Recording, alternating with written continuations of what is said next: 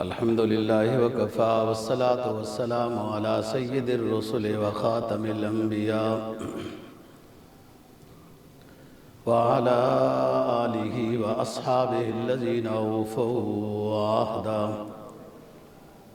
الذین هم خلاصة العرب الاربع وخیر الخلائق بعد الانبیاء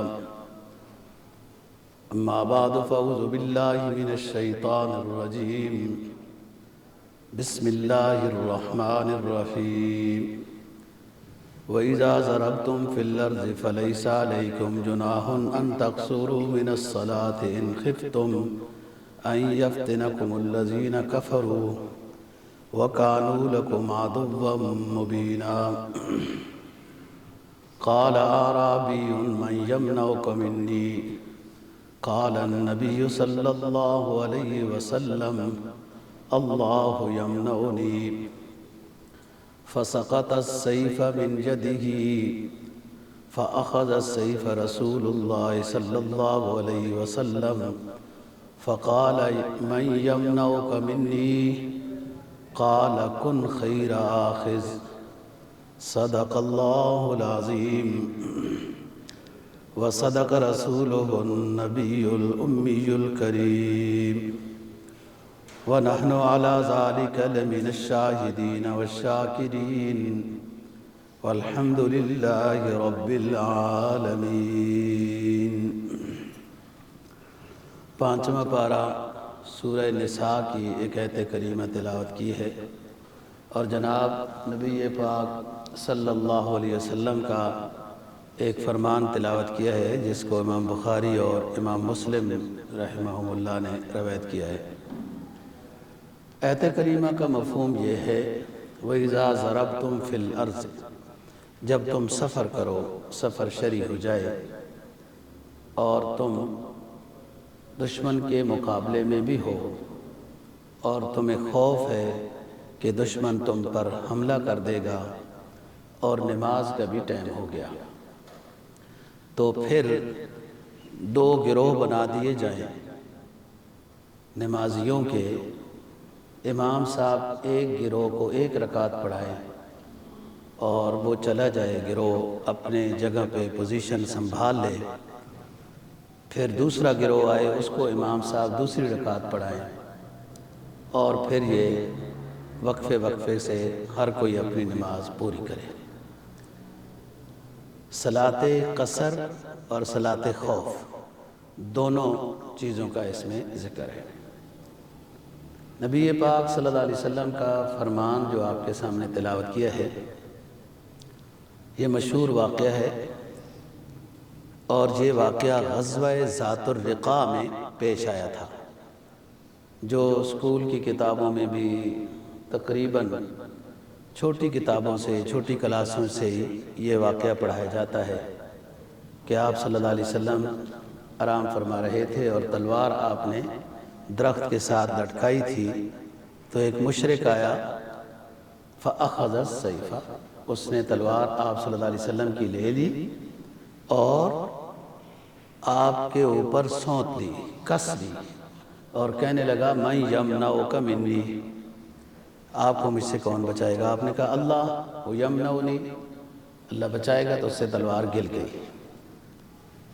امام بخاری نے تو یہ روایت یوں بیان کی، لیکن علامہ طیالسی نے اس کو یوں کیا کہ جبرائیل علیہ السلام نے اس بندے کو آ کے مکہ مارا اور وہ کانپا اور تلوار اس سے گر گئی۔ رسول پاک صلی اللہ علیہ وسلم نے اٹھا لی اور اس پر پھر کس لی اور فرمایا من یمنعک منی، اب بتا تجھے کون بچائے گا؟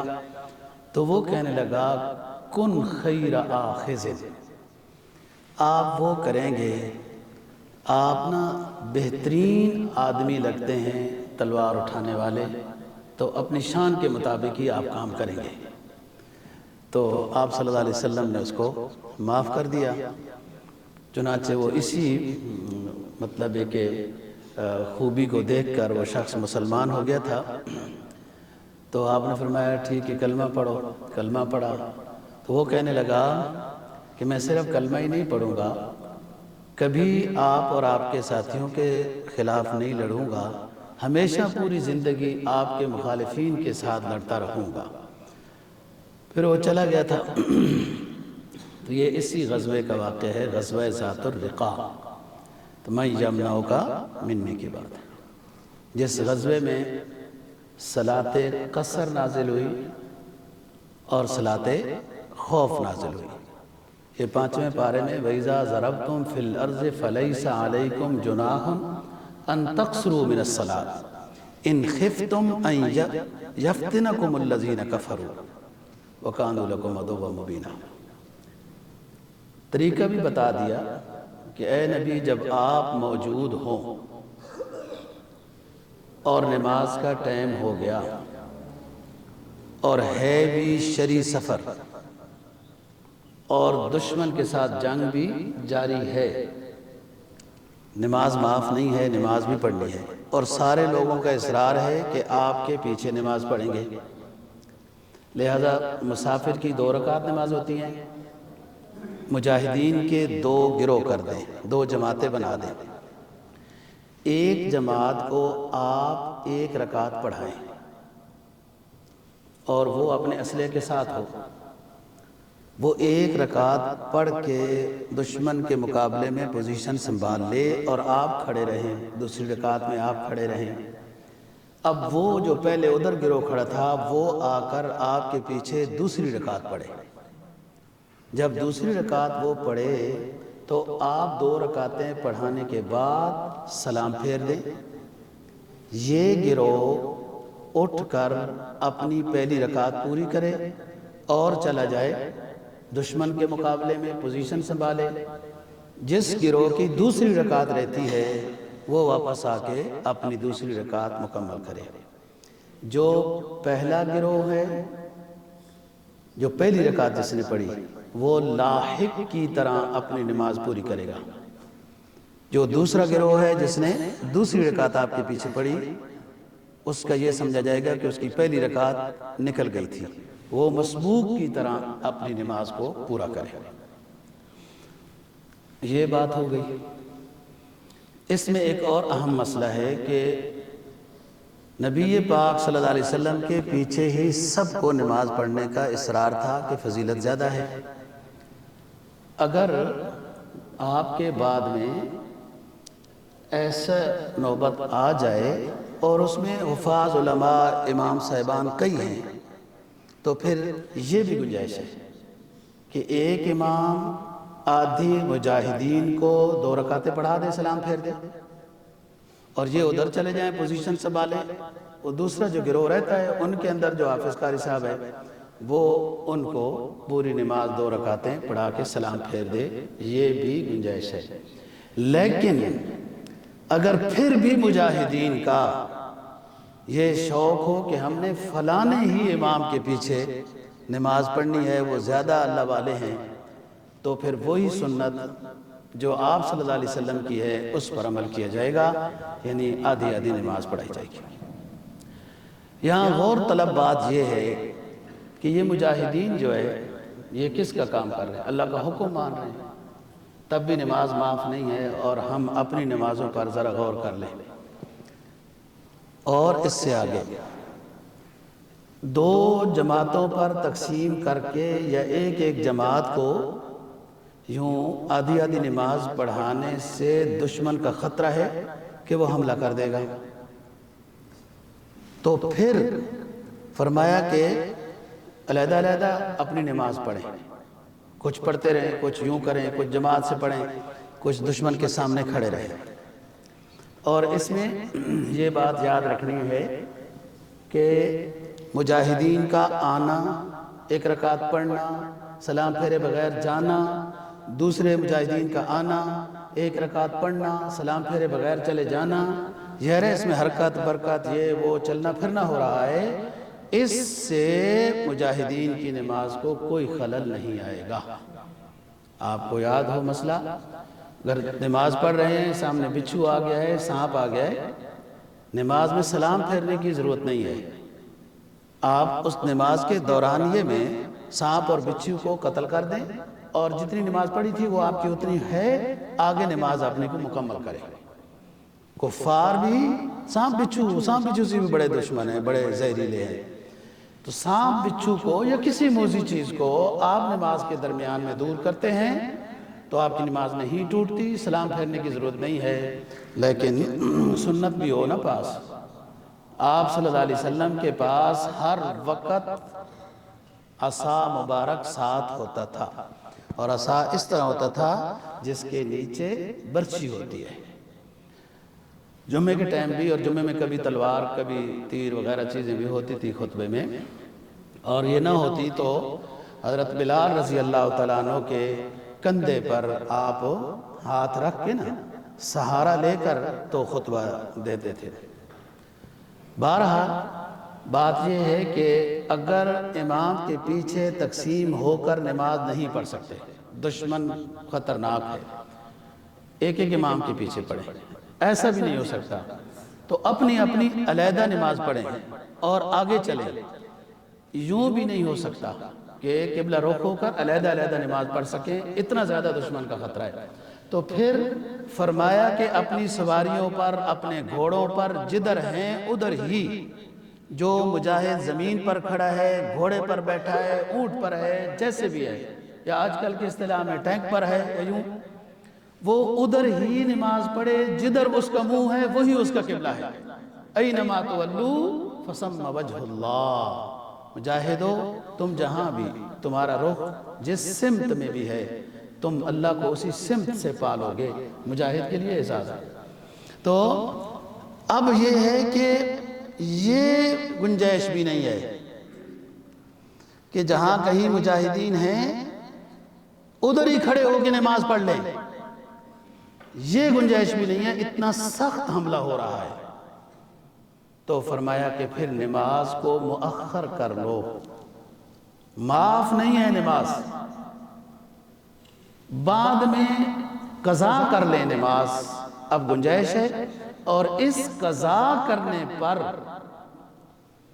مسلمان گناہگار نہیں ہوگا، کیونکہ یہاں قضا کرنے کا بھی حکم اللہ کی طرف سے، نماز کو قضا کر لیں۔ غزوہ خندق میں ہم بیان کریں گے، آپ کی 4 نمازیں قضا ہوئیں اور آپ نے اکٹھی ادا کی، اور اس غزوے میں جہاں بلال کو رات کو جگایا تھا اور پہرا دینے کے لیے مقرر کیا تھا اور وہ سو گئے تھے، آنکھ اس وقت کھلی جب سورج کی کرنیں اوپر پڑی، تو آپ نے فرمایا بلال یہ کیا بات ہے، آپ کو ہم نے تو پہرے کے لیے کھڑا کیا تھا ہیں جی، تو کیا ہو گیا؟ اس نے کہا حضرت صاحب جو سب کو ہو گیا وہ ہم کو بھی ہو گیا۔ دیکھیں، اور آپ نے کوئی ڈانٹ ڈپٹ نہیں کی، جناب یہاں کوئی فوجی سپاہی ہوتا اور اوپر جنرل ہوتا تو کیا غصے کی جلغاریں ہوتی۔ آپ نے فرمایا ٹھیک کوئی بات نہیں، یہاں سے کوچ کرو، چلو یہاں شیطان لگتا ہے زیادہ ہے، سب کو سلا دیا ہے، یہ جملہ ہے، چلو آگے، یہ صحیح جگہ نہیں ہے۔ آگے پھر ایک چشمہ آیا اور پھر آپ نے وہاں پر سب کو فرمایا کہ وضو بناؤ، اور اس میں اذان بھی ہوئی، اقامت بھی ہوئی، سنتیں بھی پڑھی گئیں، جماعت بھی ہوئی۔ یہی وجہ ہے، آپ نے کئی مسئلہ سنا ہوگا کہ صبح کی سنتیں اگر رہ جائیں تو ظہر سے پہلے پہلے آپ کو قضا کر رہے ہیں نا جی فرض کو، صبح کی فرض کو ظہر سے پہلے پہلے، تو 2 سنتوں کی بھی قضا ہے اور کسی نماز کی سنتوں کی قضا نہیں۔ یہاں چونکہ آپ کی نماز قضا ہوئی، آپ نے سنتیں اور سب صحابہ نے سنتیں ادا کی ہیں، پھر اس کے بعد جماعت ہوئی، فرض نماز آپ نے پڑھائی، اس لیے حکم بھی یہی ہے کہ فجر کی سنتیں اگر کسی کی رہ جائیں، جیسے آنکھ دیر سے کھلے، جب بھی اٹھے، لوگ نماز کو چھوڑ دیتے ہیں کہ وہ قضا ہو گئی، نہیں قضا ہو گئی تب بھی پڑھنی ہے۔ 8 بجے آپ دفتر آ رہے ہیں، 9 بجے دفتر آ رہے ہیں اور آپ کی آنکھ کھل گئی ہے، آپ نہاتے دھوتے ہیں، تیار ہوتے ہیں، باوضو ہوتے ہیں، 2 سنتیں بھی پڑھیں، 2 فرض بھی صبح کے پڑھیں، صبح کی نماز کی قضا کا یوں حکم ہے۔ اور پتہ نہیں یہ دنیا ترقی کر رہی ہے یا تنزل کر رہی ہے، مجھے نہیں سمجھ آتا، یہ ہر ترقی ہی تنزل ہے، نظر ہونی چاہیے۔ آج کل کچھ دنیا یوں بھی کہتی ہے نماز قضا ہو گئی تو چھوڑو بس ہو گئی ہیں، صحیح اللہ معاف کرنے والا ہے، توبہ کر لو، آگے کام چلاؤ، نمازوں کی قضا کی ضرورت نہیں ہے، آگے کام چلاؤ، یہ غلط بات ہے۔ ادھر نبی سے نماز معاف نہیں ہے، قضا کا حکم دیا جا رہا ہے، اور یہاں پتہ نہیں کیسے مجتہد آ گئے ہیں۔ بہرحال دین سے قریب کرنے کے یہ ہیلے بنائے جاتے ہیں، لوگوں کو خوش کیا جاتا ہے کہ یہ دیوبندیوں کا مسلک تو ذرا سخت ہے، بریلوی بھی کہتے ہیں قضا کرو، تو یہ ذرا آسانی لوگوں کے لیے پیدا کرو نا کہ سابقہ زندگی کی نمازوں کی قضا کوئی نہیں ہے، ادھر آؤ یہاں آسانی ہے۔ وہ روس اس انقلاب کے بعد تھوڑا سا کوئی اہل کتاب میں شامل ہونا چاہتا تھا، تو مختلف مرحلوں سے گزرا، مسلمان ہونے لگا تو انہوں نے بتایا یہ ہدایت ہے، کہتا ہے یہ تو بڑا مشکل ہے۔ عیسائی یہودی بھی پہنچ گئے، انہوں نے کہا یہ بھی بڑا مشکل ہے۔ ایک اور گروہ پہنچ گیا کہ وہ چلو کبھی کچھ کرو، تو وہ انہوں نے کہا یہ بھی ہم سے نہیں ہوتا۔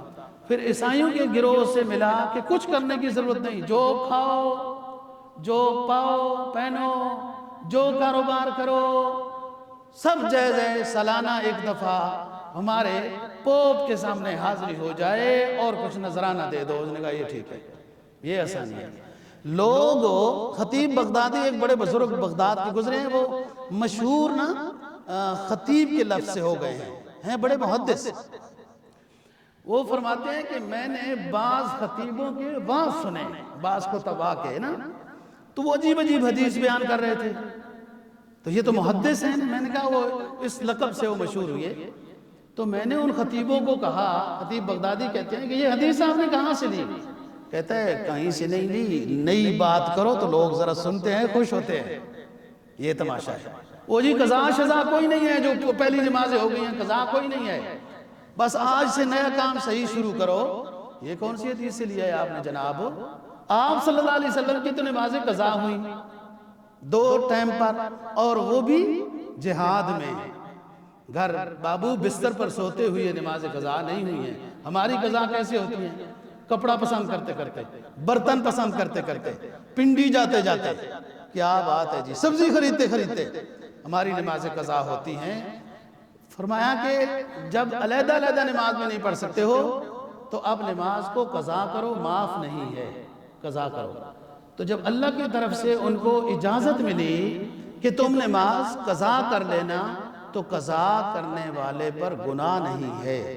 جو ہم سے نمازیں قضا ہو جائیں سستی کی وجہ سے، تو قضا نماز والا گناہگار بھی ہوتا ہے، اور اس نے نماز کی قضا بھی کرنی ہے اور استغفار بھی کرنا ہے۔ ہاں سو گیا، انتظام کیا تھا، نہیں جاگ سکا، کسی نے جگایا بھی نہیں ہے، یا ایسا دماغ سے نکلی بات کہ اس نے سمجھا میں نے نماز پڑھ لی، حالانکہ نہیں پڑھی نماز۔ ایسی صورت میں جیسے یاد آ جائے نماز پڑھ لے، جیسے وہ نیند سے اٹھا کسی نے جگایا نہیں تو نماز پڑھ لے۔ ایک اور غلطی ہے لوگوں میں، نماز کا موضوع ہمارا نہیں ہے، بات دماغ میں آ گئی، کسی کی نماز عصر کی رہ گئی، یہ پتہ نہیں کہاں سے مسئلہ لوگوں نے نکالا، کل عصر کے ٹائم عصر کو پڑھنا ہے، کیونکہ فرشتے جب آج عصر کی نماز کا وہ لگائیں گے نا حاضری، تو پچھلا کھانا خالی ہے نا، تو وہ ساتھ عصر پڑھ لیتا ہوں وہ بھی کر لیں گے، یہ فضول بات ہے۔ جب بھی کوئی نماز قضا ہو، یاد رکھنا صاحب ترتیب کے لیے لازم ہے کہ وہ آنے والی نماز سے پہلے پڑھے، آنے والی نماز سے پہلے پڑھے۔ وہ بھی نہیں یاد ہے، وہ بھی نہیں پڑھی، تو اگلی آنے والی نماز سے پہلے یہ 2 نمازیں بالترتیب پڑھے، پھر جو موجودہ نماز ہے یہ حکم ہے، ورنہ نماز نہیں ہوتی۔ بہرحال جی آج ہم صلاۃ غزوہ ذات الرقاع، گزشتہ جمعے پر غزوہ بنو نذیر کا حکم تھا، بیان ہوا تھا۔ یہودیوں نے دھوکہ دیا تھا، معاہدے کے باوجود کہ ہم آپ کے ساتھ مدد کریں گے نہیں کیا تھا، اور آپ کو پتھر مارنے کی کوشش کی ہے، اور آپ کو وہی کے ذریعے سے پتہ چل گیا، بہرحال محاصرہ ہوا، آپ نے کہا کوئی اب ہمارا معاہدہ نہیں ہے، یہاں سے نکل جاؤ۔ وہ چلے گئے، سب کچھ ہوا، 2 بندے مسلمان ہوئے۔ آخر میں جو مال غنیمت حاصل ہوا، آپ نے حضرات صحابہ کے سامنے بیان کیا، اس میں انصار بھی موجود تھے اور مہاجرین بھی۔ آپ نے فرمایا کہ میرا یہ دل چاہتا ہے، لیکن آپ کو رائے دینے میں اختیار ہے۔ میری رائے اور میرا دل یہ چاہتا ہے کہ غزوہ بنو نذیر کا جتنا مال غنیمت ہے ہم صرف مکہ سے آنے والے مہاجرین میں تقسیم کر دیں۔ انصار کے تو اپنے گھر ہیں، اپنی کھیتی باڑی ہے، اپنا کاروبار ہے، تو انصار کو اتنی ضرورت نہیں ہے۔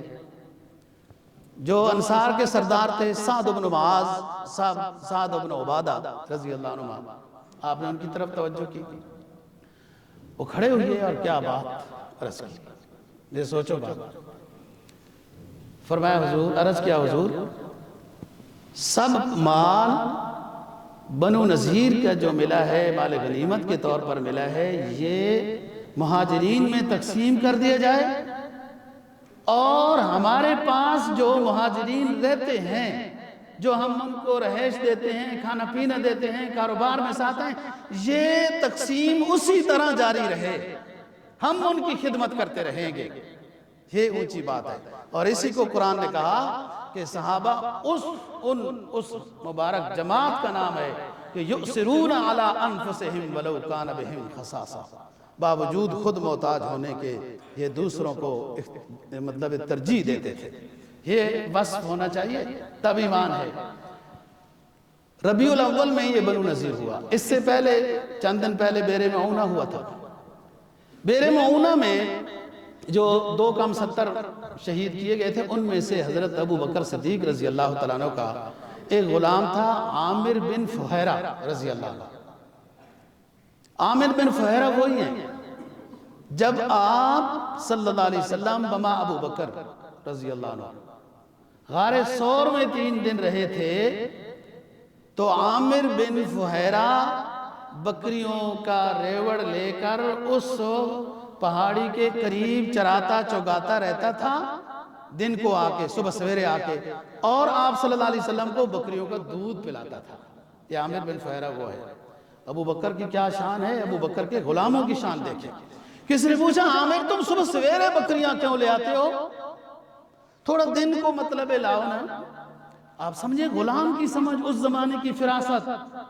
وہ کہنے لگا کہ رات کو حضرت سلمہ رضی اللہ تعالیٰ عنہ، اسما ابو بکر کی بیٹی رضی اللہ عنہ، وہ لے جاتی ہے کھانا لے کے، عبداللہ بن عریقت وغیرہ یہ کرتے ہیں مخبری، اور ابو بکر کا بیٹا بھی مکہ کے حالات بتاتا ہے رات کو جا کر پہاڑی پر چڑھ کے، اور ابو بکر کی بیٹی حضرت اسما رضی اللہ عنہ، حضرت عبداللہ بن زبیر کی والدہ، یہ کھانا لے کے جاتی ہے، ذو نطاقتین جس کا لقب ہے، یہ رات کو جاتی تھی۔ میں صبح سویرے اس لیے بکریاں لے کے جاتا تھا کہ تاکہ دشمن ہماری اسما کی یا کسی کے کھر کو دیکھ کر نبی پاک صلی اللہ علیہ وسلم تک نہ پہنچ جائے۔ میں بکریاں لے کے جاتا تھا نا، تو بکریوں کا ریوڑ ہوتا تھا، وہ سارے کھر ان کے مٹ جاتے تھے۔ یہ سمجھ غلاموں کی ہے اس زمانے کی۔ تو یہ جب شہید ہوئے، اس کو جبار بن سلمہ نے تیر مارا تھا اور شہید ہوئے، اور قدرت کی کیا بات ہے، یہ آسمانوں کی طرف ان کی لاش کو اٹھا لیا گیا تھا، یہ عامر بن فہیرہ کا۔ اور بعض رات کی روایت ہے کہ بعد میں نہیں آئی یہ لاش واپس، یہ کرامت بیر معونہ کی ہے۔ اور دوسرا جو قصہ آپ کو بتایا کہ انصار کی، کہ کیسے ترجیح دی دوسرے کو، کیسے، جبکہ خود محتاج ہیں۔ ہمارے تو گھر بڑے ہوئے ہوتے ہیں، اسلام آباد کے لوگوں کے تو بینکوں میں پیسے ہوں گے، لیکن گاؤں دیہاتوں کے لوگ تو ایک ایک مکان پورا گندم سا اور جس چیزوں کا بھرا ہوا ہوتا ہے۔ خود ہونے کے باوجود بھی ہم دوسرے کو ترجیح نہیں دیتے، یہاں تو خود نہ ہونے، خود محتاج ہونے کے باوجود دوسروں کو ترجیح دی جا رہی ہے۔ یہ غزوہ ذات الرقاع ہے۔ ربیع الاول میں یہ بنو نذیر کا مسئلہ ہوا، تو ربیع الثانی درمیان میں ویسے گزرا۔ جمادی الاولیٰ میں آپ صلی اللہ علیہ وسلم کو پتہ چلا کہ بنو محارب، بنو ثعلبہ، یہ نجد کے ہیں، یہ بھی رسول پاک صلی اللہ علیہ وسلم اور صحابہ کے بارے میں یہ سوچ رہے ہیں کہ بندے جمع کرو، اسلحہ جمع کرو، اور مدینہ پر چڑھائی کرتے ہیں۔ بنو محارب اور بنو ثعلبہ نے یہ مشورہ کیا، اور مدینہ طیبہ میں آپ صلی اللہ علیہ وسلم کو پتہ چلا۔ دیکھو دوستو، یہ اس زمانے کی بات ہے جب صحابہ مہاجرین کے پاس کھانا نہیں ہے، انصار کے پاس بیٹھتے ہیں۔ یہ اس زمانے کی بات ہے کہ اس کے بعد غزوہ خندق ہوتا ہے، اور پتھر جو ہے نا جی، آپ نے نفل پڑھنے ہیں نا، تو ادھر سائیڈ میں جاؤ، وہاں سائیڈ میں نفل پڑھنے، تو شلوار باہر سیٹ کر کے آیا کرو نا، امام صاحب کے سامنے شلوار نہیں سیٹ کرنی چاہیے۔ تو بنو ثعلبہ بنو محارب، یہ جو ہے مشورہ کر رہے ہیں اپنے اندر کہ ہم مسلمانوں کو جا کر، پیغمبر کو مسلمانوں کو جا کر ختم کریں گے۔ ذرا یہاں توجہ کرنی ہے، ابھی ربیع الاول میں بنو قریظہ بنو نذیر کا مسئلہ ہوا ہے، اس سے پہلے سفر میں بئر معونہ ہوا ہے۔ یہ اس زمانے کی بات ہے جب آپ کے اوپر مشکل ہے صحابہ پر کھانے پینے وغیرہ کے لحاظ سے، لیکن آپ کی بیداری دیکھیں، آپ کا جواسیسی نظام دیکھیں، جاسوسی نظام دیکھیں، حالات مشکلات ہیں۔ اگر اس کے بعد ایک غزوہ آئے گا جس میں پیٹ پر پتھر باندھے گئے ہیں، کھانا ہوتا تو پیٹ پر کوئی نہیں پتھر باندھتا، تو اس کے باوجود اپنے آپ صلی اللہ علیہ وسلم بیدار کتنے ہیں، ہمارا دشمن تو ہماری دیوار کے ساتھ بیٹھا ہوا ہو، ہمارا اتنا نظام ہے جاسوسی کا کہ ہمیں کوئی نہیں پتا ہوتا، اور اتنا بڑا اعلیٰ نظام ہو کر بھی یہاں دیکھیں۔ اچھا دوسری بات، دشمن نے یہ سمجھا ہوا تھا کہ آپ صلی اللہ علیہ وسلم کمزور ہیں، ابھی یہ یہاں سے مکہ سے گئے ہیں 2-3 سال ہوئی ہیں، ان کے پاس اسلحے اتنا نہیں ہے، مجاہدین اتنے نہیں ہیں، اور ساز و سامان اتنا نہیں ہے، لہٰذا مسلمانوں کو اگر ختم کر سکتے ہیں تو ابھی ہی ختم کر سکتے ہیں، بعد میں جا کے یہ مضبوط ہو جائیں گے۔ لیکن وہ مسلمان اب وہ سمجھتے ہیں اور اپنے گاؤں میں اپنے محلوں میں مشورہ کرتے ہیں، اور ادھر رسول پاک صلی اللہ علیہ وسلم کا حوصلہ دیکھیں، حوصلے کی بلندی دیکھیں کہ آپ نے صحابہ میں مشورہ کیا کہ انہوں نے مشورہ کیا ہے ہمارے خلاف، چلو تیاری کرو، اور 400 حضرات صحابہ رضی اللہ عنہم آپ نے لیے اور آپ چل پڑے۔ جہاں چلتے گئے رستہ چلنے کا بہت ہے، اور جن حضرات نے مکہ مدینہ وغیرہ دیکھا ہے آپ کو اندازہ ہو جائے گا، بس وہاں حرمین شریفین کی سب برکات ہی برکات ہیں، باقی یہ سب سبزو یہ کوئی چیز نہیں ہے وہاں۔ جوتے پھٹ گئے، پاؤں پہ زخم آ گئے، اور پھر چادریں پھاڑی گئیں، پاؤں پر باندھے گئے ان کی ٹاکیاں پٹیاں بنائی گئیں۔ عربی میں رقا پٹیوں کو کہتے ہیں، اسی وجہ سے اس غزوے کا نام ذات الرقا ہے۔ پھر بھی چلتے گئے، کوئی گلہ شکوہ نہیں ہے کہ ہمیں یہاں کھڑا کر کے ٹائم پہ روٹی بھی نہیں دی ہے، نہیں تو ہم فلانی جماعت کے ساتھ مل جائیں گے۔ یہاں ایسے وفادار نہیں تھے، یہ صحیح اوریجنل وفادار تھے، مصنوعی وفادار تیار نہیں کیے گئے تھے کہ عارضی طور پر وظیفہ خور ہو کر وفاداریاں کرو۔ یہاں تو یہ ایسے ہے، تیرے غلاموں میں بھی نمایاں جو تیرا عکس کرم نہ ہوتا، تیرے غلاموں میں جو نمایاں جو تیرا عکس کرم نہ ہوتا، تو بارگاہ ازل سے تیرا خطاب خیر الامم نہ ہوتا۔ کیوں قباء میں لوگوں کو اشتباہ لگ گیا جب آپ صلی اللہ علیہ وسلم ہجرت کر کے آئے نا جی، قباء میں 14 دن ٹھہرے نا آپ، مسجد قباء آپ نے دیکھی ہوئی ہے، لوگ آتے ہیں وہ پہچان نہیں سکتے ہیں، مہمان خصوصی ابو بکر کو سمجھنے لگ گئے بعض لوگ۔ کیوں؟ نبی کا ہر صحابی نبی کے رنگ میں اتنا رنگا ہوا تھا کہ بادی نظر آنے والا وہ دیکھنے والا شخص پوچھنے پر مجبور ہوتا تھا من محمد، وہ پگڑی میں، وہ داڑھی میں، وہ لباس میں، وہ وضاقت میں، وہ پورے کے پورے ڈھل جاتے تھے اپنے ابا کی غلامی میں۔ تو اس لیے اقبال نے یہ بات کہی، فرمایا تیرے غلاموں میں بھی نمایاں جو تیرا عکس کرم نہ ہوتا، تو بارگاہ ازل سے تیرا خطاب خیر الامم نہ ہوتا۔ یہ تربیت تھی، اوریجنل تربیت تھی۔ جوتے پھٹ گئے، پیوند لگا دیے گئے، پٹیاں باندھ دی گئیں، لیکن نبی کا ساتھ نہیں چھوڑا۔ اور پھر وہی بات ہے کہ راستے میں ایک جگہ جب پڑاؤ ڈالنا چاہا تو آپ نے ایک تلوار ایک جگہ لٹکائی اور ایک درخت کے نیچے آرام کیا۔ کوئی مشرک آیا، اعرابی آیا، اور اس نے وہ تلوار لے لی اور رسول پاک صلی اللہ علیہ وسلم آرام فرمایا۔ صحابہ کرام رضی اللہ تعالیٰ عنہ بھی، وہ درختوں میں اتنے درخت نہیں ہوتے جیسے آپ کے ملک میں ہیں کہ ایک ہی درخت کے نیچے 50 لوگ آرام کر سکیں۔ وہ چھوٹے چھوٹے ککر کے درخت، جنڈیاں جیسے جھاڑیاں سی تھی، تو آپ آرام فرما رہے ہیں اور باقی صحابہ علیحدہ آرام کر رہے ہیں۔ اس نے تلوار سونت لی، آپ کو جاگ آ گئی، کہنے لگا مَن یمنعک منی، بتا اے مسلمانوں کا پیغمبر تجھے مجھ سے کون بتائے گا؟ آپ نے فرمایا اللہ یمنعنی،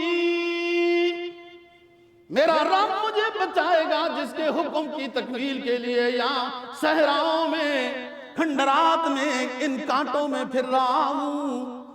وہ دشمن کانپا، مشرک کی اتنی ہوتی ہے وہ اللہ کا نام لے کے کانپنے لگ جاتا ہے، مسلمان جب اللہ کا نام لیتا ہے وجد میں آتا ہے، عشق اس کا دوالا ہوتا ہے، اور جب کافر ہنود کو یہود کو آتش پرست سورج پرستوں کے سامنے اللہ اکبر کی تکبیر جاتی ہے تو وہ ڈر کے مارے کانپنے لگ جاتے ہیں۔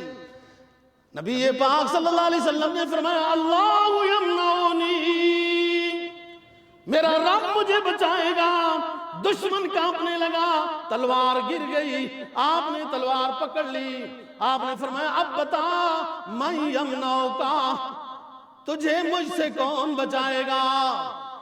کہنے لگا کن خیر آخذ، مجھے تو تم بڑے پیارے لگتے ہو، بہترین شخص لگتے ہو، اور بہترین شخص والا ہی کردار مجھ سے کرو گے۔ آپ نے فرمایا جاؤ معافی ہے۔ اتنی دیر میں صحابہ کرام رضی اللہ تعالیٰ عنہ بھی جمع ہو گئے، اور پھر اس نے خود اس اخلاق سے متاثر ہو کر اسلام کو قبول کرنے کے لیے آمادگی کا اظہار کیا۔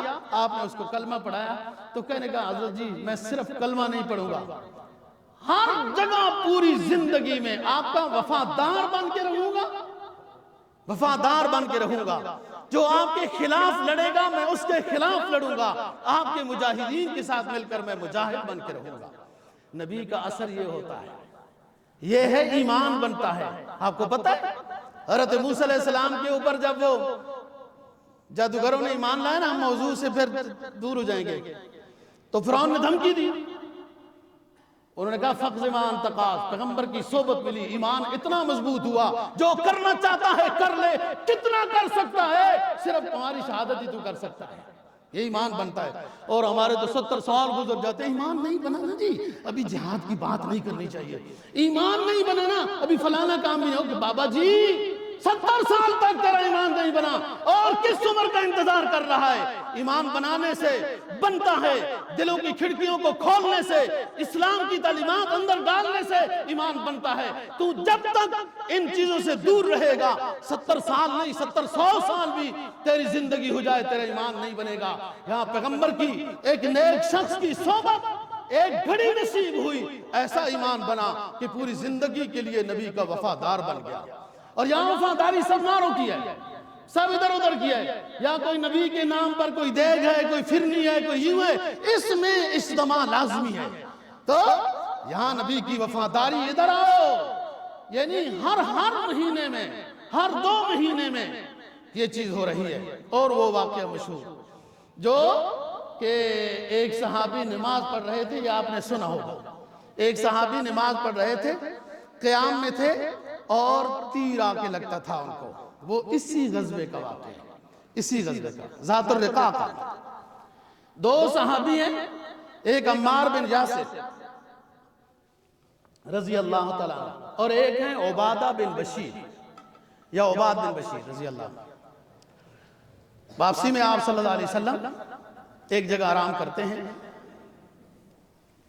یہ اس جگہ پہ جو غزوہ ذات الرقاع ہے، ان لوگوں کو جب پتہ چلا کہ وہ مدینہ والے تو لشکر لے کے آ گئے ہیں، کام کے 5-4 بندے بھی کافی ہوتے ہیں اور بیکار سینکڑوں ہزاروں میں بھی فضولی ہوتے ہیں، وہ ایک ٹھوس ہوئی تو ایسے بھاگ جائیں کہ پتہ نہیں آئے بھی تھے کہ نہیں آئے تھے۔ بیکار دنیا ایسی ہوتی ہے، اور جو کام کے 2-4 ہوتے ہیں نا جی سبحان اللہ، اور یہ تو پھر بھی 400 ہے۔ جب وہ نجدیوں نے دیکھا بنو ثعلبہ اور بنو محارب نے، محارب ایسی بھی جنگ کو کہتے ہیں، تو بھاگے کہ آ گئے مدینہ والے، جو مشورہ کر رہے تھے ہم مدینہ میں جا کے ختم کر دیں گے، وہ بھاگ گئے، جنگ کی نوبت نہیں آئی۔ لیکن اس میں صلاۃ خوف نازل ہوئی، صلاۃ سفر نازل ہوئی جو ہم بیان کر چکے ہیں اور آپ اپنے دفتر میں بیٹھے تھے، ہم ٹھیک بیان 12:30 پر شروع کر دیتے۔ اسی غزوے میں صلاۃ خوف نازل ہوئی، اسی غزوے میں صلاۃ قصر نازل ہوئی اور نماز کی ترتیب بتائی اور نماز قضا ہوئی بعد میں آپ نے جو پڑھنے کا حکم دیا، اور ٹاکیاں جو باندھی گئی، میں یمنعک منی، کون بچائے گا تجھے مجھ سے، اسی غزوے کی بات ہے۔ اور جو صحابی کو نماز میں تیر لگا تھا، 3 تیر لگے تھے، وہ بھی اسی غزوے کی بات ہے۔ عمار بن یاسر اور عبادہ بن بشیر، ان دونوں کو آپ صلی اللہ علیہ وسلم نے پہرے دار مقرر کیا۔ تو عبادہ بن بشیر نے کہا میں نفل پڑھتا ہوں تو آپ آرام کر لو، پھر میں آپ کو جگاؤں گا، آپ نفل پڑھ لینا۔ عبادہ بن بشیر قیام میں ہیں، ایک تیر لگا، پھر تھوڑی دیر بعد دوسرا تیر لگا، پھر تھوڑی دیر بعد تیسرا تیر لگا۔ تیسرے تیر کے بعد انہوں نے نماز کو مختصر کیا، توڑی نہیں۔ یہاں بھی ذرا سوچ لو، وہ ایک مچھر کیا ہے، پتہ نہیں اس سے بھی کوئی چھوٹی سی چیز ہو، ہماری نماز تو رخصت ہو جاتی ہے۔ اور کسی کا موبائل بج جائے، بس غلطی سے بج گیا، وہ بند کرتا ہی ہوتا ہے، اب تو پرانی بات ہے، چلو بج گیا، آئندہ خیال کرے گا۔ دوسرا بندہ اس کو اتنا ڈانٹتا ہے، اتنا ڈانٹتا ہے، موبائل بجنا اتنا گناہ نہیں تھا جتنا اس نے ڈانٹا ہے اور نمازیوں کی نماز کو خراب کیا ہے۔ اتنا کیا ڈانٹا ہے مولوی صاحب، تھوڑا ہے ڈانٹنے کے لیے، تم نماز پڑھو۔ آپ کوئی منکر کرتا ہے تو مولوی صاحب کہے گا نا بھائی موبائل کا خیال کرو، یوں کرو، لیکن اتنا سخت بھی نہ ڈانٹو، آئندہ وہ پتہ نہیں بیچارہ، ہاں وہ کہے گا یہ تو میں کوئی پارو تھا کہ آ گیا مسجد میں، آئندہ کیا ہو۔ ہر غلطی کا ایک لیول ہے، یاد رکھو۔ اچھا، اگر ایک غلطی مکروہ ہے اس کے لیول کے مطابق اس کو ڈانٹ لیں۔ ہمارے ہاں گھروں میں یا ہم خود منکرات گناہ کبیرہ کر رہے ہوتے ہیں، اس وقت تو کوئی نہیں ڈانٹتا۔ سب سے بڑا گناہ کبیرہ نماز کو چھوڑنا ہے، اس پر تو کوئی نہیں ڈانٹتا۔ تو موبائل ٹھیک ہے، خیال کرنا چاہیے، ساتھیوں کو بند کر کے لانا چاہیے، بند کر کے رکھنا چاہیے، اچھی بات ہے، لیکن اگر رہ گیا بچ گیا تو اتنا بھی نہ ڈانٹو، پیار سے کہو۔ بہت سخت لوگ ڈانٹ دیتے ہیں اور ایک رولا بن جاتا ہے۔ ہماری مسجد میں رولے شولے کا ماحول نہیں ہے، شکر الحمدللہ، آئندہ بھی اللہ اسی طرح ہی رکھے۔ میں ڈر جاتا ہوں یہ کون سا کسی مسجد کا عادی آ گیا نا، ادھر شور کرنے والا ادھر بھی شور کرتا ہوگا۔ یہ عادت ہوتی ہے بعض لوگوں کو نا، جدھر بھی جائیں انہوں نے اپنا تعارف ضرور کرا ہے۔ تو بات یہ ہے کہ تیر لگے، 3 تیر۔ تیسرے کے بعد نماز کو مختصر کیا اور پھر عمار کو جگایا۔ عمار بن یاسر وہی مشہور ہے، جگایا کہ یار یہ مسئلہ ہو گیا اور اٹھو۔ دشمن نے دیکھ لیا اور بھاگ گئے، یہ اٹھ گئے ہیں، ابھی اٹھے بھی نہیں تھے، سمجھ رہے ہو بات؟ اور ہم پتہ نہیں کس چیز کو ڈھونڈ رہے ہیں نا۔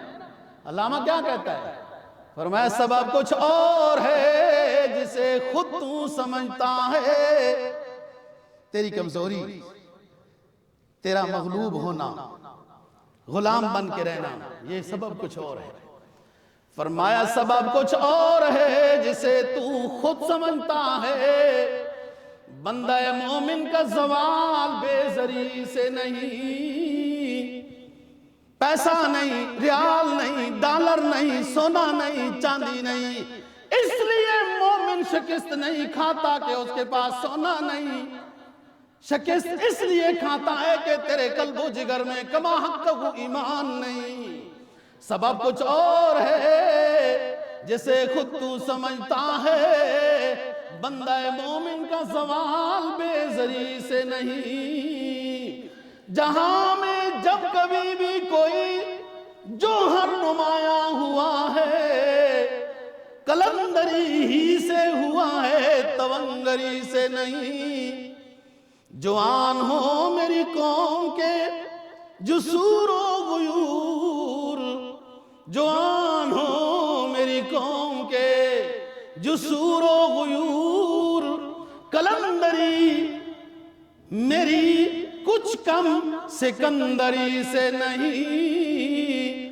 اللہ پاک ایمان والوں کو کامیابی دیتا ہے، کہتا ہے جہاد کے لیے نکلو، قتال کرو، میرے اور اپنے دشمنوں کے خلاف نکلو، لیکن یاد رکھنا فَلَمْ تَقْتُلُوهُمْ وَلَكِنَّ اللَّهَ قَتَلَهُمْ، تم نہیں قتال کرتے ہو، صرف تم کی آزمائش اتنی تھی میدان جنگ میں اتر آؤ، وہ مارتے تمہارے مقابلے کے کافروں کو ہم نے، وَمَا رَمَيْتَ إِذْ رَمَيْتَ وَلَكِنَّ اللَّهَ رَمَى۔ اے میرے پیغمبر میری بات مان کر، جب آپ نے کنکریوں کی ریت کی مٹھی بھری میرے حکم کے مطابق دشمنوں کی طرف پھینکی، وہ آپ نے نہیں پھینکی، وہ ہم نے پھینکی اور دشمنوں کی آنکھوں میں وہ مٹی ڈال دی۔ میدان جنگ میں آپ نے نکلنا ہے، وَلِيُبْدِيَ الْمُؤْمِنِينَ۔ کیوں ایمان والوں کو جہاد کا حکم ہے؟ کیوں ایمان والوں کو فلسطین کی مجاہدین کی مدد کرنے کا حکم ہے؟ اس لیے کہ ایمان والوں کو ہم آزمانا چاہتے ہیں۔ تم نہیں مارتے ہو کنکریاں، تم نہیں پھینکتے ہو، دشمنوں کو مارتے بھی ہم ہیں اور کنکریاں بھی ان کی نگاہوں میں پھینکتے ہم ہیں۔ سبب کچھ اور ہے، تو خود سمجھتا ہے، کیا سمجھتا ہے کہ ایمان نہیں ہے، دنیا پرستی ہے، آرام پرستی ہے، عیش پرستی ہے، یہ تو خود سمجھتا ہے۔ ایمانی لحاظ سے کمزور ہے، مل محبوب ہے، دفتر محبوب ہے، بیوی بچے محبوب ہیں، اپنا کاروبار محبوب ہے۔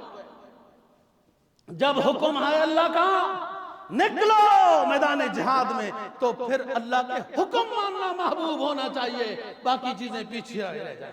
اور جب ادھر کامیابی ہو جائے، آؤ پھر بیوی بچوں کے پاس، آؤ اپنی کوٹھیوں میں، آؤ اپنے کاروباروں میں، ملیں چلاؤ، پیسہ جمع کرو۔ پھر اسلام کی سربلندی کے لیے پیسے کو بھی ضرورت ہوتی ہے۔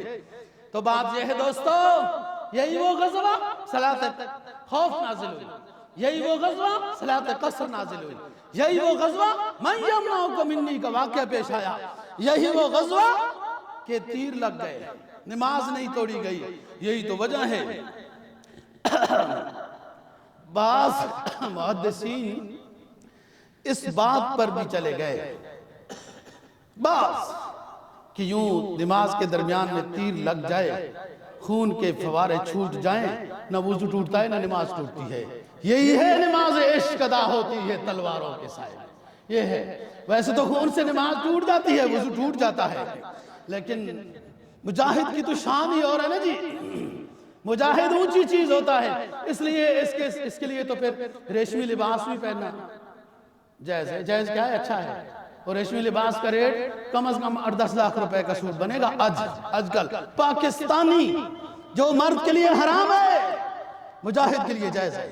تلوار پھسل جاتی ہے، پسینہ ہے، خوشبو آتی ہے، وہ مولوی صاحب فضیلت بیان کرے تو تم کالی کہیں ریشمی نہ خریدنے لگ جاؤ کہ خوشبو آتی ہے، بس اس فضیلت کو ادھر ہی رکھتے ہیں۔ مجاہد ہم نے بننا نہیں ہے، ہاں تو ریشمی لباس کی فضیلت کی کیا ضرورت ہے؟ آگے آؤ، ایک صحابی آتا ہے، عرض کرتا ہے ای الناس افضل، اللہ کے محبوب لوگوں میں بہترین شخص کون ہوتا ہے؟ قال النبی صلی اللہ علیہ وسلم عبد مؤمن یجاہد فی سبیل اللہ بنفسہ وبمالہ۔ قال ثم من، پوچھنے والا پوچھنے لگا پھر اس کے بعد کون اچھا ہے؟ قال النبی صلی اللہ علیہ وسلم عبد مؤمن یسکن فی شعب من الشہاب ویعبد اللہ ویدعو الناس من شرہ۔ رواہ مسلم۔ ایک سائل آتا ہے، پوچھتا ہے اللہ کے رسول بہترین شخص کون ہوتا ہے؟ جس کو اللہ بہترین کہے، اس کا محبوب بھی بہترین کہے، وہ کون ہوتا ہے؟ سرکار نے فرمایا وہ مومن بندہ ہے جو اپنا پیسہ لے کر، اپنی جان لے کر جہاد فی سبیل اللہ میں مصروف ہو جائے۔ کہنے لگا اللہ کے رسول یہ کوئی نہ کر سکے تو اس کے بعد کون اچھا ہے؟ پھر کون اچھا ہے؟ اس کے بعد آپ نے فرمایا مومن یسکن فی شعب من الشہاب، ایک مومن نے فتن کے دور سے بچتا ہوا پہاڑوں کی وادیوں میں جا کر بسیرا کر لیتا ہے، اللہ کی عبادت کرتا ہے اور اپنی شر سے لوگوں کو بچا کے رکھتا ہے۔ ہر مہینے میں جہاد ہو رہا ہے، ہر 2 مہینے کے بعد جہاد ہو رہا ہے دوستو. یہ سب کچھ کیوں لوگ مخالف کر رہے تھے؟ نبی تو اتنے اونچے ہیں، تلوار سوتنے والے کو معاف کر دیتے ہیں نا جی. کیوں؟ قرآن نے اس کا جواب دیا ہے. فرمایا یریدون لیطفئوا نور اللہ بافواہہم واللہ متم نورہ ولو کرہ الکافرون. 3 جگہ میں یہ آیت آئی ہے. دشمنان اسلام چاہتے ہیں، اللہ نے جو اسلام کی شکل میں روشنی بھیجی ہے، دشمنان اسلام چاہتے ہیں کہ اللہ کی اس روشنی، دین اسلام اور اس کے ماننے والوں کو مٹا دیں، بجھا دیں. یریدون لیطفئوا نور اللہ بافواہہم واللہ متم نورہ. رب العزت نے یہ فیصلہ کر لیا ہے کہ میں اپنے محبوب پر نازل کرنے والی شریعت کو، اس کے ماننے والوں کو مکمل کر کے رکھوں گا. لہذا یہ ہو کے رہے گا. اور ہونا کیا ہے؟ فرمایا هو الذی ارسل رسولہ بالہدی ودین الحق لیظہرہ علی الدین کلہ وکفی باللہ شہیدا. ہم نے اپنا آخری حبیب اس لیے بھیجا ہے کہ اس کو ہم دین حق دے کر بھیج رہے ہیں. قرآن جیسی خاتم الکتب کتاب دے کر بھیج رہے ہیں، آخری امت دے کر بھیج رہے ہیں، تاکہ پوری دنیا کے ادیان باطلہ پر میرے پیغمبر کا دین غالب ہو جائے. اور اس بات کی تکمیل کرانے کے لیے اللہ ہی کافی ہے. ہم کوئی استعمال ہو گئے اس میں تو یہ ہماری خوش قسمتی ہے. اسلام تو قیامت تک کے لیے رہنا ہے. میرا کہنا اور آپ کا سننا اللہ پاک قبول و منظور فرمائے. وآخر دعوانا الحمدللہ.